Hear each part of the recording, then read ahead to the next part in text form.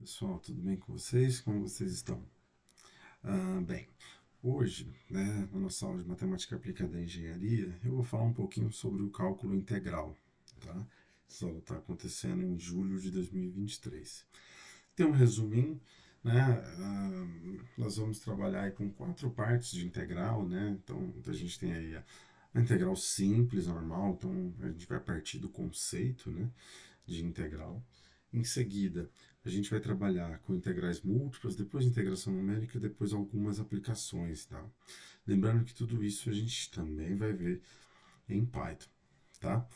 Bem, o cálculo, obviamente, do seu histórico, a gente tem aí que, né, dentro da engenharia, a gente tem algumas quantidades aí que são variáveis, né? Então, são variáveis reais, né, que representam aí alguma coisa, seja uma quantidade de um líquido, seja uma distância, seja uma força, seja uma quantidade de energia, enfim, várias coisas, tá? E aí, para se trabalhar com isso fisicamente, uh, dentro da engenharia, a gente usa o cálculo, tanto a parte derivada quanto a parte integral. A parte de derivada a gente já viu, né? Lembrando que aí Newton e Leibniz trabalharam independentemente e definiram aí as bases do cálculo aí, tá? E a derivada e a integral, elas possuem aí uma relação entre elas, né? Quase como uma ao contrário da outra, e é bem isso mesmo, tá? Computacionalmente falando, né, a gente pode aí utilizar da álgebra simbólica, que no caso do Python é utilizar a biblioteca SymPy, ou a gente pode resolver as integrais de forma numérica, né? Onde daí a gente utiliza outra biblioteca aí, a SciPy, tá? Bem, então analisando a integral, eu, eu prefiro assim enxergar a integral como essa questão das somas finitas, tá? Então, imagina que eu tenho uma curva aí, essa curva de azul, tá? E eu quero definir a área abaixo dessa curva. O que a gente pode fazer? Eu posso pegar essa curva e dividir essa curva em vários pedaços. Aqui no caso, né, a gente tem um gráfico, né, de uma, creio que seja uma parábola, que vai de 0 até 1, né, e eu quero tentar estimar aí a área por baixo dessa curva, tá? Então, a primeira divisão que eu fiz foi, olha, eu vou dividir isso em quatro pedaços, tá? E dividindo aí em quatro pedaços, eu posso estabelecer três estratégias diferentes, tá? Uma delas é usar o valor do início do intervalo. Então, aqui, por exemplo, o primeiro retângulo tem o valor do início, que é 1. O segundo retângulo tem o valor de quando x é 0,25, né? Então eu tenho 1 menos 0,25 ao quadrado, tá aqui, tá 15 sobre 16. Aqui vai dar x igual a meio e y igual a 3 quartos, então esse ponto, então esse terceiro retângulo tem esse ponto do início, o quarto retângulo tem um ponto do início também, né, que é 3 quartos, 7 sobre 16. E para somar a área desses retângulos é fácil, é só fazer um somatório, né? Aqui embaixo eu tenho que a base vale 0,25 para todos esses retângulos e eu somo aí essas diferentes alturas, tá? A partir disso, eu tenho uma aproximação dessa área aqui.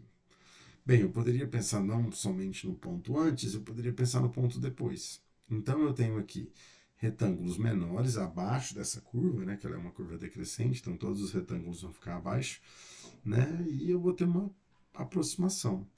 Aqui, pelo fato da curva ser totalmente decrescente, eu posso dizer que essa, essa soma aqui é um limitante superior, né, e essa soma aqui é um limitante inferior. Então eu sei que a verdadeira área está entre essas duas aqui, tá? Aqui eu já pego o ponto médio desses caras. A priori, a suposição de utilizar o ponto médio é que se uma curva for decrescente, uma parte do retângulo compensa a segunda parte, tá? Bem, todas essas aqui são estimativas. O que a gente pode fazer? Bem, ao invés de usar só quatro retângulos, eu posso usar mais retângulos, né? E aí, quando eu uso mais retângulos, eu tenho, né? Aqui usando os pontos posteriores, né? E aqui usando os pontos anteriores, eu tenho aqui duas aproximações também dessa curva e com certeza aproximações melhores que as aproximações anteriores, né? Faz sentido e tem um erro menor. Então, bem, nesse sentido, o que foi pensado? Olha, seja uma função f, eu tenho um intervalo aí AB, onde essa função f é válida, tá? Se eu subdividir esse intervalo em n, se eu subdividir esse intervalo AB em n intervalos menores, né? Onde, se eu estou dividido em n intervalos, eu tenho aí intervalos iguais, né? De b menos a dividido por n, que eu vou chamar de ΔX. Assim, o que eu tenho que fazer? Olha, bem, eu posso fazer uma soma finita que é dada exatamente por esses caras, tá? Então, eu pego a soma desses n pontos, né? Que pode ser o ponto de início, pode ser o ponto final, pode ser o ponto do meio, né? E vou multiplicar pelos intervalos. Com isso, eu tenho aí a soma de todos os retângulos. Essa soma, pessoal, ela é chamada de soma de Riemann, tá? Para essa função f no intervalo AB, tá? O que eu posso fazer então? Imagina-se que eu quero ter uma soma cada vez mais próxima do valor da área da função. O que eu posso fazer? Bem, eu posso tender esses intervalos para zero. Ou seja, eu posso aumentar o número de intervalos pequenos, né? Fazendo esses intervalos cada vez menores. Fazendo esses intervalos cada vez menores, eu vou ter retângulos, né? Com o tamanho da base cada vez menor. Então, esse retângulo a priori vai ficar mais próximo da área da curva daquela pequena parte, tá? Então, é isso que dá para a gente fazer. Quando a gente faz isso, perceba que o número de intervalos é algo que tende ao infinito, tá? E aí, nesse caso, se esse limite existe e ele converge, a gente tem o que a gente chama de integral de uma função f de x dx no intervalo de a a b, tá? Isso daqui tem algumas propriedades que vêm aí da questão da soma e do limite, tá? Bem, a primeira delas é o seguinte, algumas bem básicas, né? A integral do intervalo a até b de f de x dx é a mesma coisa de você inverter o intervalo, né? Fazer o intervalo de b até a, só que isso de uma forma negativa, tá? Então a gente consegue fazer isso aqui com relação à integral, baseado nas propriedades de soma. Uma integral com um intervalo de um lugar ao mesmo lugar é zero. Né? Faz sentido, porque você não tem retângulo para somar. Quando você faz a integral de a até b de uma função e de b até c da mesma função, né, você pode considerar então a integral de a até c, tá? Onde a gente tem aí que a gente pode simplificar. Ou mesmo que eu posso pegar essa integral e dividir em duas partes, né? Aqui vale as duas coisas. Bem, a integral, assim como a derivada, é um operador linear, então a integral de uma combinação de funções é uma combinação das integrais dessas funções. Né? Então, eu posso manipular isso daqui, né? Retirando constantes da integral e separando a soma de integrais em integrais, pegando a integral de uma soma de funções e dividindo numa soma de integrais. Tá? Um outro detalhe é o seguinte, se a função f de x for maior ou igual à função g de x dentro de um intervalo, então com certeza a integral vai ser maior também, tá? Isso porque, bem, se eu estou somando áreas de coisas maiores, com certeza essa a área, se eu estou somando, se eu estou pegando uma função que é maior do que outra, as áreas dessas funções, dessa função maior vai ser maior do que as áreas da função menor, tá? Bem, então a gente viu um aspecto aí de soma, né, dessa integral de Riemann. tem também um aspecto de antiderivada, tá? Então, pegando aqui uma definição, é o seguinte: uma função f maiúsculo de x, ela é a antiderivada de uma função f de x nesse intervalo AB, se a derivada dessa função f maiúscula é igual a f de x, tá? Então, imagina que eu tenho uma função f de x normal, né? E eu tenho uma outra função que, quando eu derivo essa outra função, dá essa função f de x, tá? Para qualquer x dentro desse intervalo, tá? E aí tem um detalhe, né? Que se eu tenho uma função f de x mais constante, quando eu derivo, a derivada da constante vai para zero, né? Então, ela também é antiderivada, tá? Bem, então, o que eu posso pensar é o seguinte. Então, eu tenho várias antiderivadas, né? Porque essa constante aqui tem infinitos valores. Então, eu posso dizer que a coleção de todas as antiderivadas de f de x, tá? É o que a gente chama de integral indefinida, e ela é dada por isso, integral de f de x dx. Ou seja, aqui eu não tenho os intervalos de integração, tá? Então, eu estou chamando essa função antiderivada de a coleção de todas as antiderivadas de integral indefinida da função f, tá? Bem, com isso a gente consegue o que a gente chama de teorema fundamental do cálculo, né? Que é basicamente o seguinte: imagine uma função f de x contínua nesse intervalo AB. Então, ela só precisa ser contínua. Bem, se ela é contínua, tá? Então existe uma função f de x igual a integral de a até x ft dt contínua e diferenciável em AB, tal que a sua derivada é f de x. Tá? Então eu estou chamando aqui uma antiderivada aqui, que vai dar isso.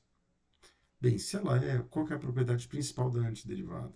Bem, que a derivada dela, né, vai dar o próprio f de x. Mas esse f de x, eu chamei ele de integral de a até x ft dt, que é exatamente então o que está aqui no meio. Eu tenho uma derivada aqui, tá? Bem, portanto, o que vai acontecer? Então, se eu tiver f de x como derivada de f em a e b, ou seja, no intervalo aqui, eu vou ter, no fim das contas, f de b menos f de a. Tá? Então, a gente consegue aqui calcular uma integral como a diferença dessas duas antiderivadas. Beleza? Bem, para resolver a integral, a gente tem aí algumas técnicas que são utilizadas, tá? Uma delas é fazer substituição, tá? Então são as técnicas principais que a gente utiliza aí para integrais mais complexas é você fazer uma substituição. Então, se você tem uma função composta aqui, ó, f de g de x, e a derivada dessa função mais interna também está presente aqui, g' de x d de x, se eu substituir u como g de x, tá? Então você vai ter f de u e quem é du? Né? Du é g' de x dx, então eu posso substituir du por g' de x dx, ficar com essa integral de f de u du, e aí eu posso resolver isso de uma forma mais simples, tá? Isso vale para a integral indefinida. Se a integral for definida, né, de a a b, aí você vai ter que fazer uma substituição aí para g de a, g de b, de f de u du. Tá? Outros macetes que a gente tem é que se a gente tiver uma função f contínua no intervalo simétrico, né, menos a até a, se f for par, né, o que significa ela ser par? Que f de x é igual a f de menos x. Tá? Então, se você olhar com relação ao eixo y, ela é simétrica. Né? Então, ao invés de fazer a integral somente dos dois, se você fizer a integral dos dois lados, é a mesma coisa que dobrar um lado só. Tá? Isso daqui pode ser visto, né, se eu pegar aqui o OneNote e fazer a integral de uma função par. Tá? Então, imagina aqui que eu tenho uma função par, tá? O que é a função par? A função par, eu tenho por definição que f de x é igual a f de menos x, o que vai significar que ela é simétrica com relação ao eixo x. Então, imagina que eu tenho uma função assim. Eu vou ter que ter essa mesma função aqui, entendeu? Do outro lado. Ela é simétrica com relação ao eixo y, tá? Bem, o que isso significa? Imagina que eu pego a integral de menos a até a. Então, a integral de menos a até a dessa função f de x dx para uma função que é par, bem, é exatamente eu pegar, ao invés de pegar áreas da esquerda e somar com a área da direita, eu posso somar duas vezes a área da direita. Então, isso daqui vai ser integral de 0 a f de x dx. Lembrando que eu vou multiplicar isso daqui por 2, porque é o dobro dessa área. Tá? Bem, o que acontece se uma função for ímpar? Se uma função for ímpar, o que eu tenho é que f de x é igual a menos f de menos x. Tá? Então, é como se eu tivesse um gráfico assim, ó. Imagina que eu vou fazer mais ou menos a mesma coisa.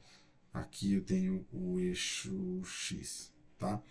O que a gente tem é que essa função ímpar é o contrário, né? Então eu tenho que, primeiro, se f de 0 é igual a menos f de 0 tem que ser 0, né? Então não pode ser essa curva aqui, peraí. Então, para uma função ser ímpar, ela tem que passar aqui do zero, né? Então, imagina que eu tenho isso. O que eu vou ter aqui é mais ou menos isso daqui, ó. Né? Então, eu tenho isso, ele faz isso, isso, tá? Então, o que a gente tem aqui, pessoal, basicamente, é que essa área abaixo da curva aqui, ela é igual a essa área aqui, só que essa área aqui do lado esquerdo é negativa, essa área aqui do lado direito é positiva. Então, o que a gente tem? A gente tem aqui a integral de menos a até a de f de x dx é zero, tá? Então, a gente tem aqui algumas integrais que a gente consegue pensar aí mais rápido, tá? Então, a de cima, o que a gente tem é que a área de um lado e a área do outro são iguais, tá? Se eu estivesse desenhando melhor aqui, mas, enfim, a gente tem que esses caras aqui são iguais, por isso a gente tem essas simplificações, tá? Bem, o que mais? A gente também pode fazer o que a gente chama de integral por partes, tá? Então, imagina que você consegue identificar a integral de um produto de duas funções, sendo a primeira delas f de x e a segunda uma dele que você pode considerar como uma derivada g' de x, tá? Essa integral aqui, ela vai dar f de x dx menos a integral invertida, né? Com f de linha de x e g de x. Tá? Isso daqui funciona muito bem se você puder simplificar a função f de x quando você deriva, né? Ou mesmo simplificar a g' de x quando você vai para g de x, né? Quando você vai para a integral dela. E essa regra aqui nasce da regra da derivada, né? Então, se você tem o produto, a derivada do produto, né? A derivada da primeira menos a derivada da segunda.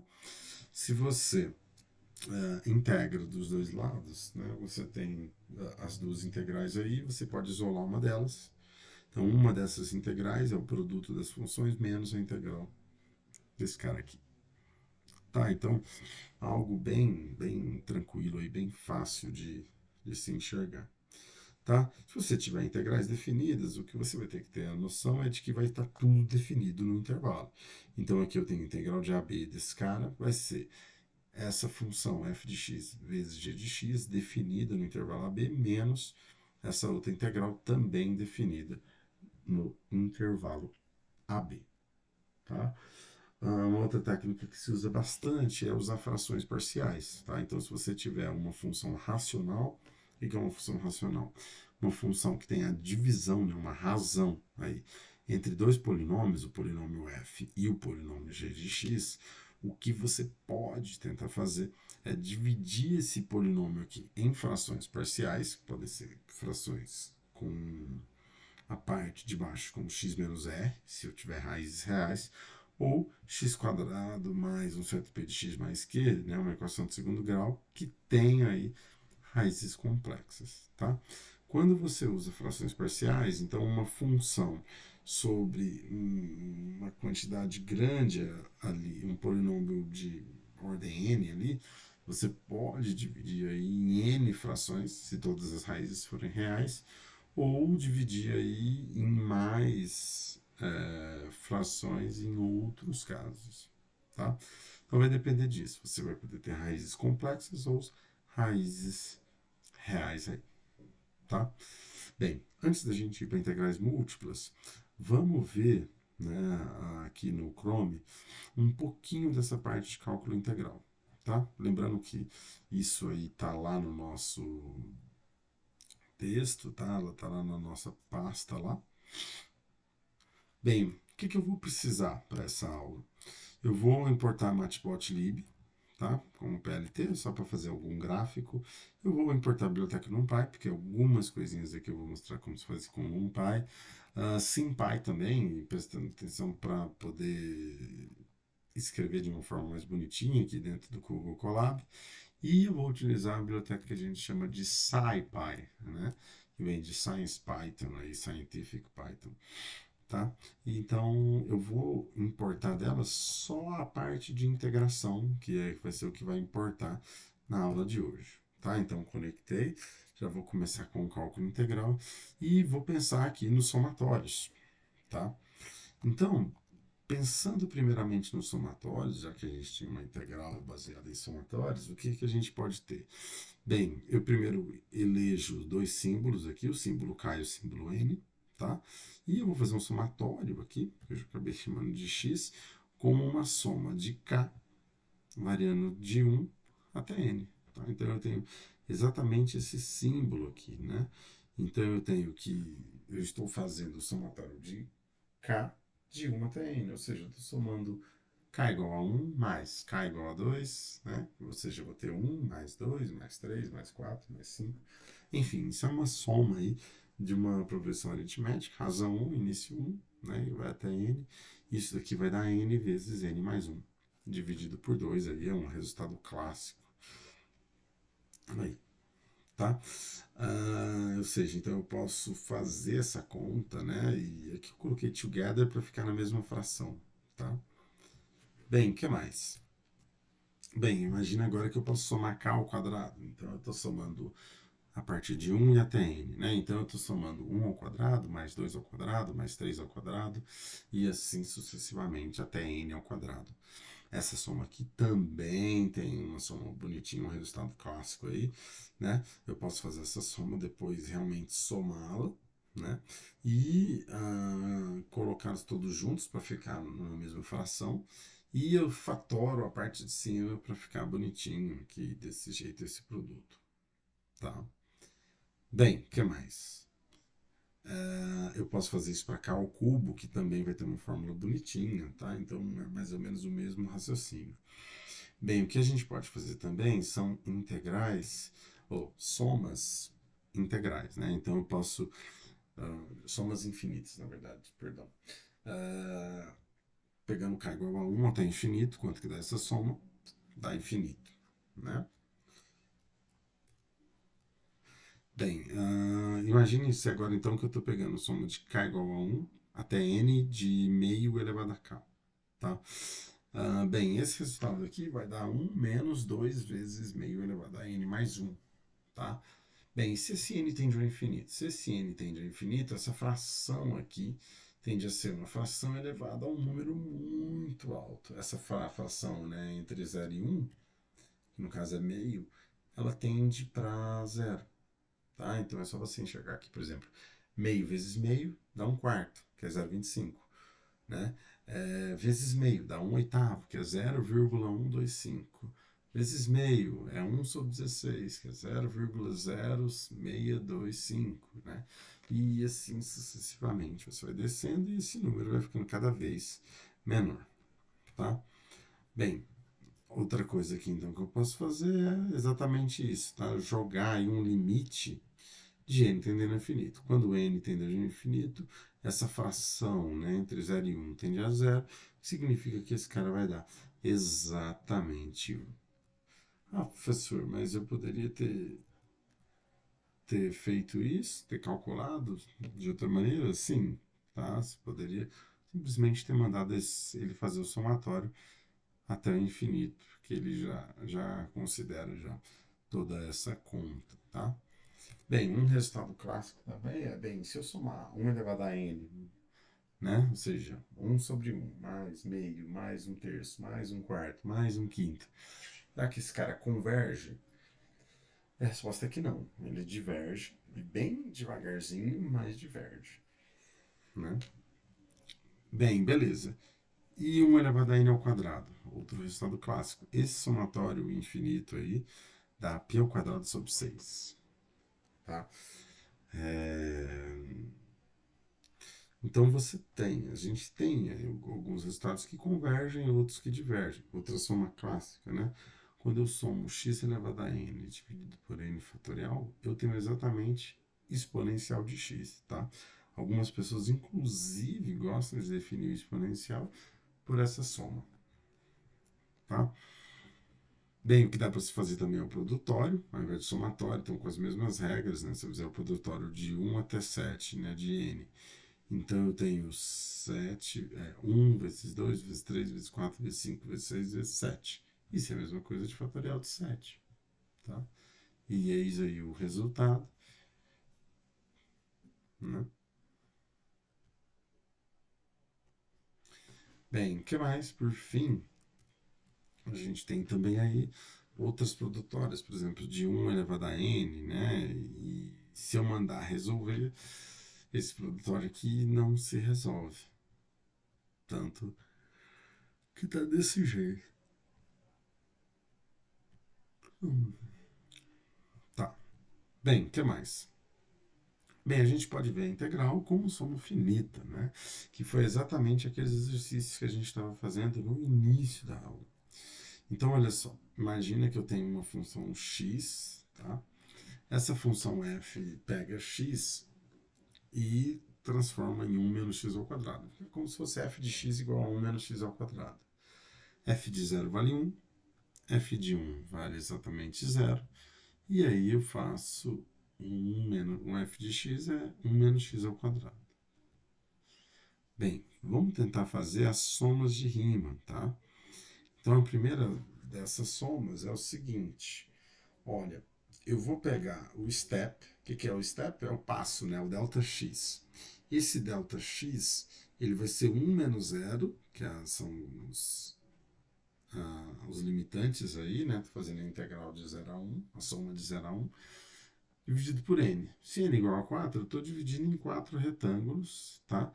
Sendo que eu estou pegando aqui os retângulos no início, né? Bem, pegando então a soma desses retângulos, eu tenho 0,78125, tá?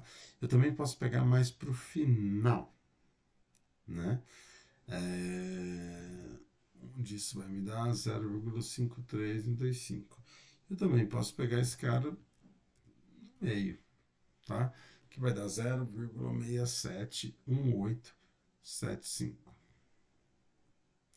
Bem, e se o n for 10, tá? Bem, se o n for 10, eu percebo que o que era antes, né?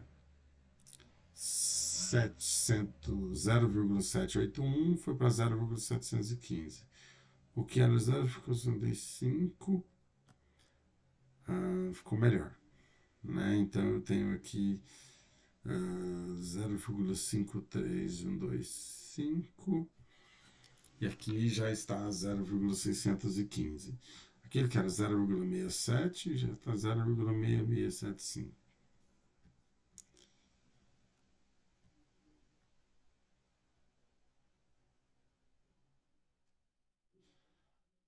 Bem, o que mais? Bem, eu posso dividir em mais intervalos. Se eu dividir um intervalo para 100, vai para 0,6765, 0,6665, 0,6666675. Né? Parece que está alguma coisa convergindo aqui para 2/3, né? Se eu dividir em meio, olha só, eu tenho 0,6666675. Então eu consigo dividir esses caras.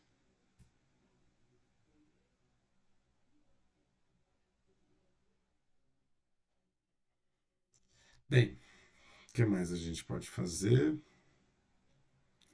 Vamos verificar, tá? Bem, para verificar muito simples, tá? Vou utilizar a biblioteca SymPy, né? Integral de 0 a 1 de 1 menos x quadrado dx deu exatamente 2/3, que é 0,6666666, tá? Posso fazer a mesma coisa utilizando NumPy, tá? Que é o jeito mais fácil também, então eu posso fazer toda a questão do display, posso dividir ali, né? Em 4 partes, tá? O que significa 5 pontos. Por isso que eu vou ter que acabar deletando alguns aqui, tá? Então eu posso deletar o último,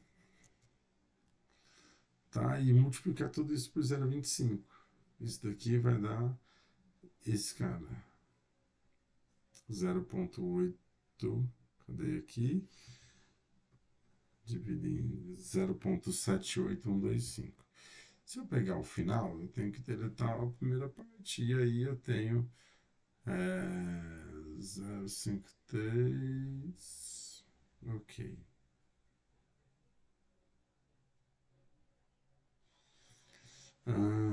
What else?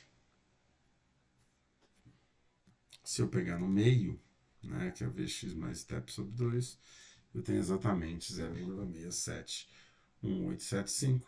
Posso fazer tudo num pai que eu fiz com 10 unidades, com 100 unidades, com 1000 unidades, com 10.000 unidades, tá? Perceba que essa soma está dando muito, muito, muito próximo à verdade, tá? Bem, se eu tivesse feito a média do valor da função no intervalo, né? Daria para se pensar em alguma coisa? Sim, né? Então, basta fazer. é,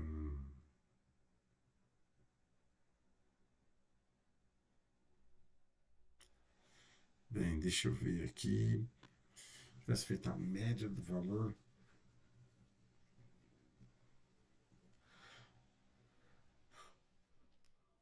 É, então, é que basicamente isso deu 2/3. Ah, sim, o que eu estou falando é que a integral de 0 a 1 é a mesma coisa que a metade da integral de menos 1 a 1, né? Porque é uma função ali par, tá? Então, esse tipo de coisa a gente pode fazer.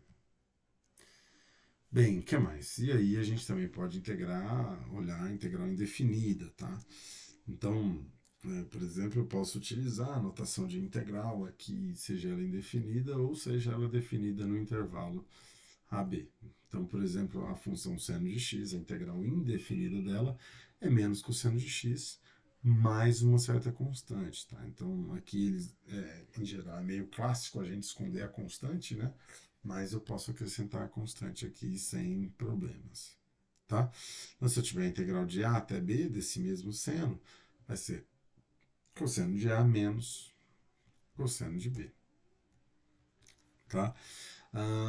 A gente tem um probleminha, dependendo da integral, que é, por exemplo, o exponencial de menos x quadrado dx. A integral definida dela, de 0 a infinito, é raiz de π sobre 2. Mas a gente tem um detalhe dela. Bem, que é o que? A gente consegue fazer essa integral Só que se eu integrar ela com relação a x indefinidamente, vai dar π vezes essa ERF de x, que é uma função, né, aí relacionada a essa integral. Tá? Essa integral ela não tem um, um resultado bem definido. Né? Ela fica esse cara aqui, né, ERF de x aqui. Mas eu posso até acrescentar um pouquinho, né, deixar essa função um pouquinho mais completa, né, uma exponencial um pouquinho mais completa. E a gente tem isso. Tá? Bem, o que mais? O que eu fiz? Eu fiz diferentes formas de integrar esse cara, né, só para a gente ver aí algumas diferenças. Tá? Então, tipo, a gente tem a função integral, a gente tem a função integrate, né? E no fim das contas elas são bem parecidas, tá?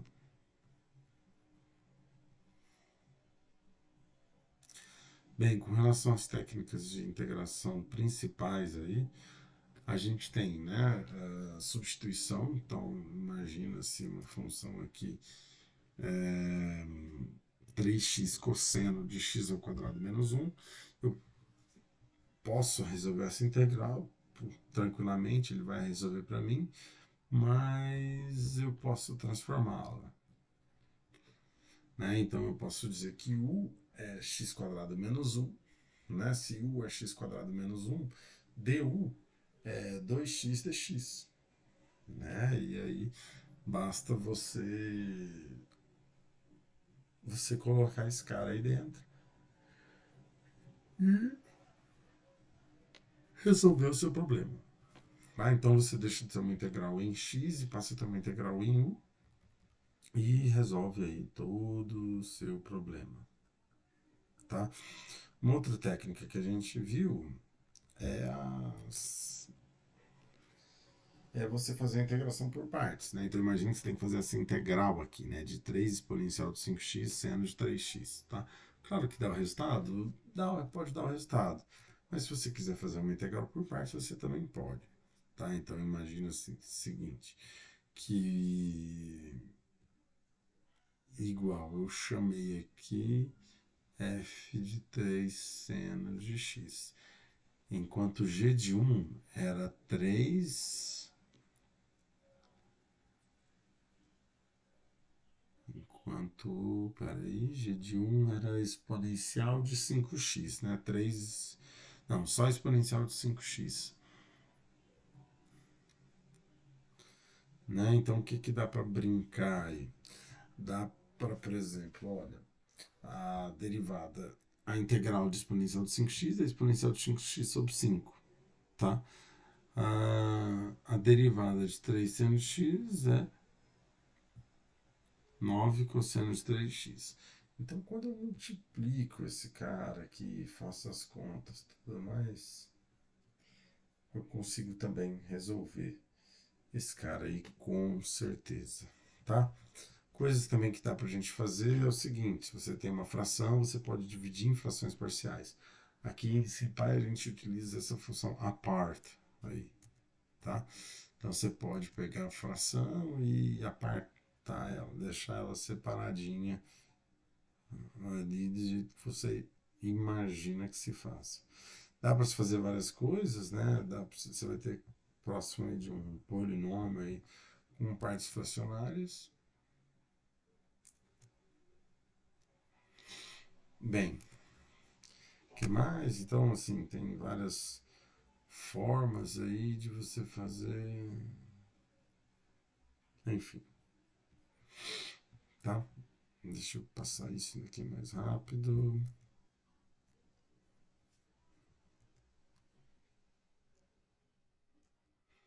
Bem, o que ele faz também? A integração, por exemplo, de A dividido por x menos b elevado a n. Né? Eu tenho A vezes menos b mais x elevado a menos n. E aí, quando eu faço a integral, isso aqui tem duas formas, né? Porque se o n for 1, eu vou ter log de menos b mais x. E se b for qualquer número diferente de 1 e maior, eu posso ter aqui, né, exatamente aquela função ali.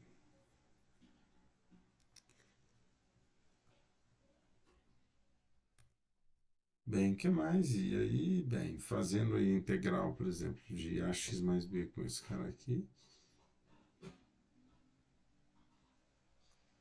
Bem, então eu tenho